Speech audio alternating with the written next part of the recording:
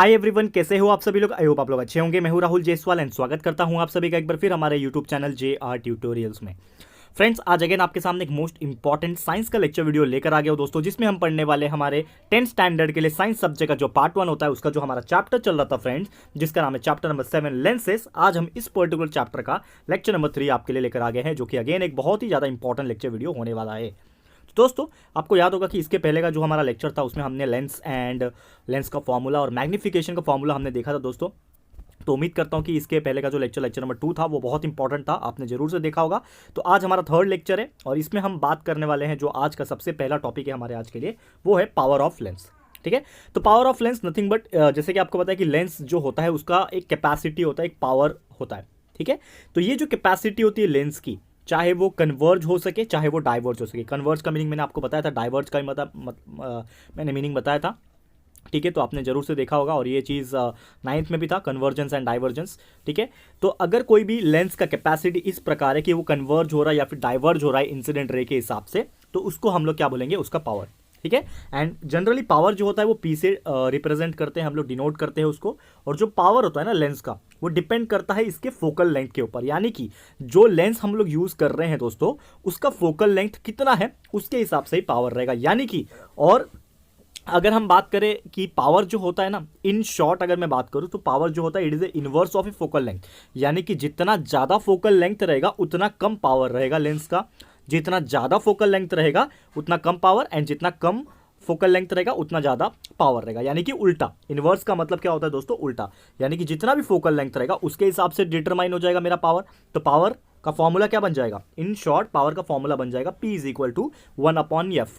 1/F का मतलब होता है 1 फोकल लेंथ। यानी कि समझ जाओ कि अगर मेरा पावर मुझे कैलकुलेट करना है तो फोकल लेंथ अगर ज़्यादा है, समझ लो मैंने ले लिया 10, तो 1/10 का मतलब कितना होता है, 0.1 होता है। करेक्ट है, आप सभी को पता है कि पावर का जो वैल्यू हो गया वो यहाँ पे अगर मैंने फोकल लेंथ का 10 वैल्यू लिया तो पावर का आंसर आया 0.1। लेकिन अब मैं क्या करता हूँ, पावर का जो वैल्यू है उसको कैलकुलेट करने के लिए इस बार फोकल लेंथ में क्या करता हूँ, कम यूज़ करता हूँ। इस बार मैं ले रहा हूँ, चलो 100 यूज़ कर, ज़्यादा यूज़ कर रहा हूँ, तो 1/100 का मतलब होता है 0.01। तो ये 0.01 और 0.1 ये दोनों में से ज़्यादा कौन सा है, 0.1 ज़्यादा। यानी कि अगर हमने फोकल लेंथ को कम यूज़ किया तो पावर मेरा बढ़ रहा है, एंड फोकल लेंथ ज़्यादा यूज़ किया तो पावर जो हमारा पावर है वो कम हो रहा है। तो इन्वर्सली प्रोपोर्शनल, ये आपको समझ में आ गया होगा। जितना ज़्यादा फोकल लेंथ उतना कम पावर, जितना कम फोकल लेंथ उतना ज़्यादा पावर, ये आपको याद रखना है। ठीक है, और इसका यूनिट होता है, पावर को मेजर करने के लिए एक यूनिट होता है दोस्तों, हर एक चीज़ का यूनिट होता है। तो वैसे ही पावर को मेजर करने का भी यूनिट होता है जिसको हम लोग डायप्टोर के नाम से जानते हैं। तो डायप्टोर डी से रिप्रेजेंट करते हैं, ये आपको याद रखना है। अक्सर फिल इन द ब्लैंक्स में पूछता है the unit of power of a lens is dash. ठीक है, तो डायप्टोर इसका आंसर आ जाएगा, ये चीज़ आपको ध्यान में रखना है। ओके दोस्तों, आगे बढ़ते हैं। जो नेक्स्ट हमारा टॉपिक है, और नेक्स्ट बहुत ही इंपॉर्टेंट टॉपिक माना जाता है इसको हमारे ये चैप्टर के अंदर, लेंसेज के अंदर, जो कि है ह्यूमन आइन एंड इट्स लेंसेज। यानी कि हमारी ह्यूमन की जो आंखें होती है, जो आइज़ होती है, उसके बारे में यहाँ पे स्टडी करना है कि किस प्रकार क्या क्या अरेंजमेंट होता है उसके अंदर और लेंसेज में कैसे होते हैं।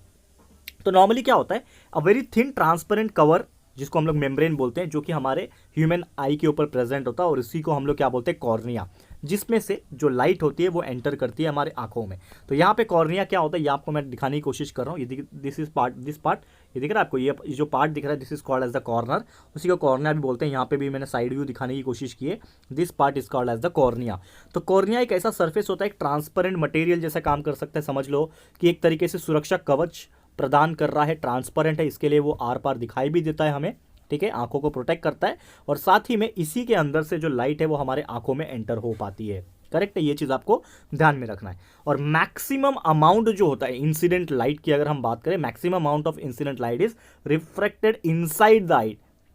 यानी कि जो भी हमारा जो लाइट बाहर से अंदर की तरफ जा रहा है ना, हम जो भी चीज़ है, और सबसे पहली बात तो ये है दोस्तों कि हम लोग अगर लाइट रहेगा आसपास तो ही देख पाते हैं, अंधेरा रहेगा तो हम लोग देख नहीं पाते ना। फिर भी कोई भी ऑब्जेक्ट हो उसी जगह पे, अगर आप एक रूम में बैठे हो दोस्तों, ये करके देखना प्रैक्टिकली, अगर आप एक रूम में बैठे हो तो आप लोग जो है कोई भी चीज़ को हम देखने की जब कोशिश करेंगे तो लाइट जब जली हुई रहेगी तो ही देख पाएंगे।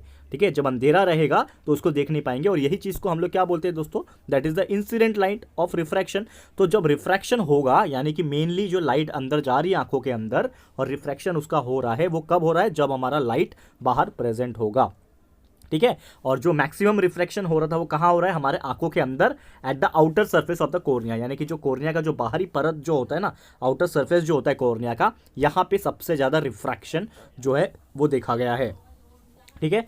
साथ ही में there is a dark flashy screen behind the cornea, यानी कॉर्निया के पीछे आप देखोगे, जस्ट कॉर्निया के पीछे एक फ्लैशी स्क्रीन जैसा कुछ ऑर्गन जैसा प्रेजेंट है, जिसको आइरिस के नाम से जाना जाता है। तो ये रहा हमारा कॉर्निया, और कॉर्निया के पीछे जो मैं बात कर रहा था आइरिस, ये देखो ये पार्ट दिख रहा है, तो ये जो पार्ट है आइरिस है। तो कॉर्निया के जस्ट पीछे सिचुएटेड है, ये रहा कॉर्निया आपका, ये जो कॉर्निया है ये वाला पार्ट है, और इसके पीछे ये जो पार्ट दिख रहा है आपको, ये पूरा का पूरा ये क्या है, आइरिस है, जो कि क्या है, एक डार्क कलर का पार्ट है, फ्लैशी स्क्रीन है, जो हमारे कॉर्निया के पीछे प्रेजेंट रहता है। और यही जो कॉर्निया है, इसके पीछे जो आइरिस है, इसमें क्या होता है, एक छोटा सा होल प्रेजेंट होता है। There is a small hole for changing diameter, यानी कि वो अपना डायमीटर जो है होल का वो चेंज होता रहता है, यानी कि आप देख पा रहे हो यहाँ पे छोटा सा होल है यहाँ पे, जो कि अपना डायमीटर चेंज करता रहता है at the centre of the iris, जिसको प्यूपिल के नाम से जाना जाता है। तो आप देखोगे यहाँ पे प्यूपिल, ठीक है, ये जो मैं होल की बात कर रहा था ये आपका होल है। तो ये होल जो है छोटा बड़ा होता रहता है डिपेंडिंग अपॉन कौन सी ऑब्जेक्ट को आप देख रहे हो, कितनी दूर से देख रहे हो, कितने पास से देख रहे हो, इसके ऊपर डिपेंड करता है। और यही चीज़ को बोलते हैं दोस्तों प्यूपिल। तो प्यूपिल यहाँ पे प्रेजेंट है, जो कि कंट्रोल करता है, क्या कंट्रोल करता है, which control the amount of light entering the eye, यानी कि हमारे आंखों में कितना अमाउंट ऑफ लाइट जो है वो आना चाहिए, वो कौन कंट्रोल करता है, प्यूपिल करता है। यानी कि अगर समझ लो कि अगर बहुत ज़्यादा लाइट अगर आपके आंखों में आ रही है, तो वो जो प्यूपिल होता है वो छोटा हो जाता है, बहुत कम लाइट आ रही है तो बड़ा हो जाता है। आपने नोटिस किया होगा अक्सर, ठीक है। इसका हम लोग प्रैक्टिकल्स जब स्टार्ट करेंगे तो हम आपको जरूर से कोशिश करेंगे दिखाने की, ठीक है। एक चीज़ याद रखना, तो जैसे मैंने बोला कि if the light falling on the eye, यानी कि हमारी आंखों के ऊपर डायरेक्टली लाइट अगर पड़ रहा है आंखों के ऊपर, अगर लाइट जो है बहुत ही ब्राइट है, यानी कि आप एक टॉर्च ले लो और आंखों के ऊपर मारो, तो क्या हो जाएगा, जो हमारा प्यूपिल होगा ना, कॉन्ट्रैक्ट हो जाएगा, सिकुड़ जाएगा, यानी कि उसका जो डायमीटर था, जो होल का जो डायमीटर था वो बंद हो जाएगा, ऑलमोस्ट एकदम छोटा हो जाएगा। क्यों, क्योंकि जब आंखों के ऊपर लाइट पड़ रही है तो उसके ऊपर तकलीफ होती है, तो हमारा जो प्यूपिल होता है वो छोटा हो जाता है, सिकुड़ जाता है, कॉन्ट्रैक्ट हो जाता है। एंड जब भी कोई लाइट डिम होती है, यानी कि हमें अपनी आंखों के ऊपर जोर लगाना पड़ता है ताकि हम लोग उस चीज़ को देख पाए। तो जब भी अंधेरा होता है या फिर कम लाइट होती है, तो हमारी जो आंख होता है, जो प्यूपिल होता है, वो क्या हो जाता है, थोड़ा चौड़ा हो जाता है, वाइडन हो जाता है, यानी कि थोड़ा और बड़ा हो जाता है, उसका जो डायमीटर जो होल था वो थोड़ा बड़ा हो जाता है, सो दैट वो अच्छे से देख पाए। क्लियर है, तो उम्मीद करता हूँ यहाँ तक आपको समझ में आ गया होगा। फिर जस्ट उसके पीछे आप देखोगे there is a double convex transparent lens, ठीक है ना, crystalline lens just behind the pupil, यानी कि प्यूपिल के पीछे, ये जो प्यूपिल आपको दिख रहा है दोस्तों, जो प्यूपिल के पीछे क्या प्रेजेंट है, यहाँ पे आपको देखने मिलेगा जस्ट बिहाइंड एक आपको स्क्रीन यहाँ पे देखने मिलेगा। ये जो पार्ट आपको नजर आ रहा है दोस्तों, ये पूरा का पूरा जो पार्ट ये दिख रहा है आपको, this part is called as दोस्तों, ये जो पार्ट है ना, इसको लेंस कहा जाता है, ठीक है। तो यहाँ पे double convex transparent crystalline lens प्यूपिल के पीछे प्रेजेंट रहता है, और ये जो लेंस होता है दोस्तों, ये क्रिएट करता है आपका रियल और इन्वर्टेड इमेज, जो हमें एग्जैक्टली ऑब्जेक्ट का जैसा होता है वैसा वो दिखाता है स्क्रीन के ऊपर हमारे आंखों के अंदर। और यही जो स्क्रीन होता है, it is made up of a light sensitive cells called as a retina, जिसको हम लोग रेटिना बोलते हैं। क्योंकि मेन तो यही है ना कि जो भी हमारा स्क्रीन है, जिसको हम लोग बोलते हैं ना कि हमारी आंखों की रोशनी है, ठीक है। तो आंखों की रोशनी इज नथिंग बट, आप बोल सकते हो एक टर्म पे रेटाइना, रेटिना भी बोलते हैं बहुत लोग, रेटाइना बोल लो, रेटिना बोल लो, कोई प्रॉब्लम नहीं है। बेसिकली रेटिना बोलोगे तो ज़्यादा बेटर है। तो रेटिना जो होता है एक तरीके से स्क्रीन होता है, जो कि एक किससे बना हुआ है, लाइट सेंसिटिव सेल से बना हुआ है। एंड यही लाइट सेंसिटिव जो सेल्स होते हैं ना, इसी के ऊपर आपका जो लेंस है वो रियल और इन्वर्टेड इमेज फॉर्म करते हैं। और यही इमेज जब रेटिना के ऊपर बनता है, तो ये जो सेल्स होते हैं ये बहुत ही ज़्यादा एक्साइट होते हैं, यानी कि जब भी कोई चीज़ हम देखते हैं तो ये जो सेल्स है ये एक्साइट हो जाते हैं, एक्साइट मतलब वाइब्रेट करने लगते हैं।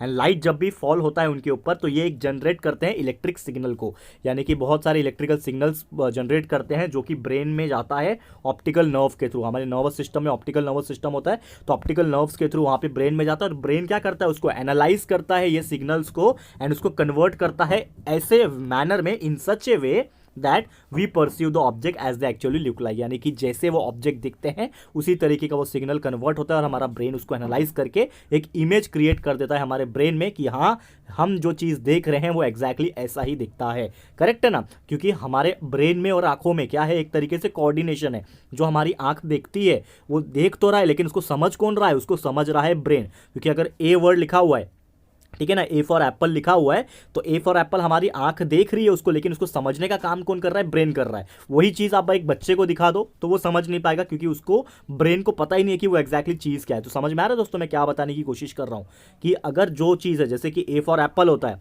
तो हम बड़े हो चुके हैं दोस्तों, हमें पता है ए फॉर एप्पल होता है, तो हमारा ब्रेन उसको पढ़ लेगा, समझ लेगा। लेकिन कोई बच्चे को आप दिखा दो, कोई 1 साल से छोटा बच्चा है, तो उसको ए वर्ड दिखा दो तो वो नहीं समझ पाएगा। उसको भले ही वो चीज दिख रहा होगा, लेकिन उसका ब्रेन उसको समझ नहीं पाएगा, क्योंकि उसके ब्रेन को पता ही नहीं है। और यही चीज होता है एग्जैक्टली कि जो भी चीज हम देखते हैं उसका ब्रेन क्या करता है, एनालाइज करता है, और सिग्नल्स जब कन्वर्ट होते हैं ऐसे वे में कन्वर्ट होते हैं कि हमें वो जो ऑब्जेक्ट है जैसा दिखता है, हमारे ब्रेन के थ्रू हमें वो चीज दिखाई देता है। एंड जब भी हम लोग वो ऑब्जेक्ट्स को देखते हैं, while seeing objects at large, जब कोई ऑब्जेक्ट बहुत दूर है, तो इनफाइनाइट डिस्टेंस पे है, बहुत दूर है, तो हमारा जो लेंस होता है ना आंखों का, वो क्या हो जाता है, फ्लैट हो जाता है, यानी कि थोड़ा चपटा हो जाता है, सो दैट हम दूर के भी जो ऑब्जेक्ट होते हैं वो देख पाए, और हमारा जो फोकल लेंथ होता है इस वजह से इंक्रीज हो जाता है। एंड बिकॉज अगर हमारा फोकल लेंथ इंक्रीज नहीं होगा तो हम दूर की ऑब्जेक्ट नहीं देख पाएंगे। तो इन शॉर्ट, अगर हम लोग को कोई भी ऑब्जेक्ट दूर का देखना होता है इनफाइनाइट डिस्टेंस का, तो हमारा जो लेंस होता है आंखों का, वो जो क्या हो जाता है, थोड़ा सा फ्लैट हो जाता है, थोड़ा चपटा हो जाता है, जिसके वजह से हमारे आंखों के अंदर जो फोकल लेंथ हो जाती है वो इंक्रीज हो जाती है, जिसके वजह से हम दूर के ऑब्जेक्ट्स भी देख पाते हैं। सेम उसी प्रकार उसका उल्टा, कि अगर हमें कोई भी नियर बाय ऑब्जेक्ट्स यानी कि बहुत ही नजदीक वाले ऑब्जेक्ट्स अगर देखने होते हैं, तो हमारा जो लेंस होता है ये क्या हो जाता है, इट बिकम्स मोर राउंडेड, यानी कि जो लेंस राउंड पहले से ही था लेकिन वो थोड़ा और राउंडेड हो जाता है, स्पेरिकल शेप हो जाता है, और जिसके वजह से क्या होता है कि जो फोकल लेंथ होता है ना वो डिक्रीज हो जाता है। एंड बिकॉज ऑफ दैट, जब फोकल लेंथ डिक्रीज हो जाता है तो हम पास की चीजें भी आसानी से देख सकते हैं।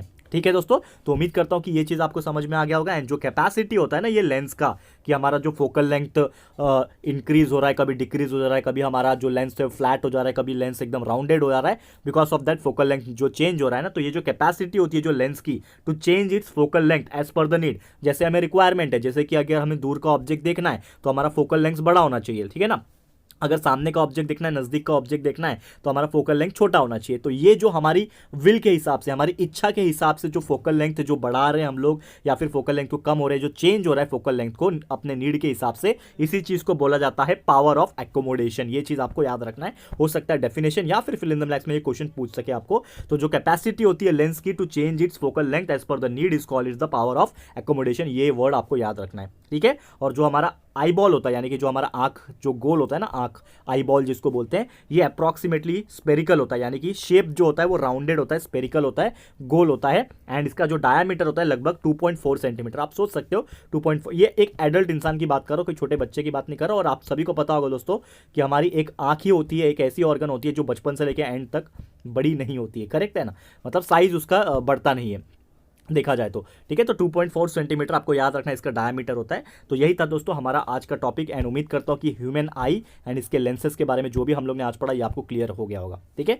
तो आज के लिए इतना ही। We will study the defects of vision, यानी कि जो हम देखते हैं, हमारी जो रोशनी होती है आंखों की, तो उसमें क्या डिफेक्ट्स आ सकते हैं, क्या क्या बीमारियां हो सकती है, उसको कैसे ठीक किया जा सकता है, ठीक है। बहुत सारे टाइप के डिसीज होते हैं, माइपिया हो, हाइपरमेट्रोपिया, ये सभी चीज़ हम लोग डिस्कस करने वाले हैं, लेकिन आज नहीं, हम लोग पढ़ेंगे उसको अगले लेक्चर में या नेक्स्ट लेक्चर में फटाफट से आपके लिए वीडियो में लेकर आ जाऊंगा। तो आज के लिए इतना ही। ये वीडियो आपको कैसा लगा है दोस्तों, प्लीज हमें कमेंट करके बताइएगा, अपनी राय और सजेशन जरूर से दीजिएगा। And thank you so much for watching this video. And अगर आपको ये वीडियो पसंद आया है, यूजफुल लगा है फ्रेंड्स, तो प्लीज ये वीडियो को लाइक कीजिएगा, शेयर कीजिएगा अपने सारे फ्रेंड्स लोग को, फटाफट से शेयर कर देना। एंड अगर आपने अभी तक इस चैनल को सब्सक्राइब नहीं किया है तो फटाफट से हमारे चैनल को भी सब्सक्राइब कर देना, साथ में बेल आइकन को हिट कर देना दोस्तों, ताकि जब भी हम लोग वीडियोस अपलोड करेंगे आप लोग को नोटिफिकेशन मिलती रहेगी, ठीक है फ्रेंड्स। तो मिलते हैं हमारे अगले वीडियो में। ये वीडियो देखने के लिए thank you and good bye.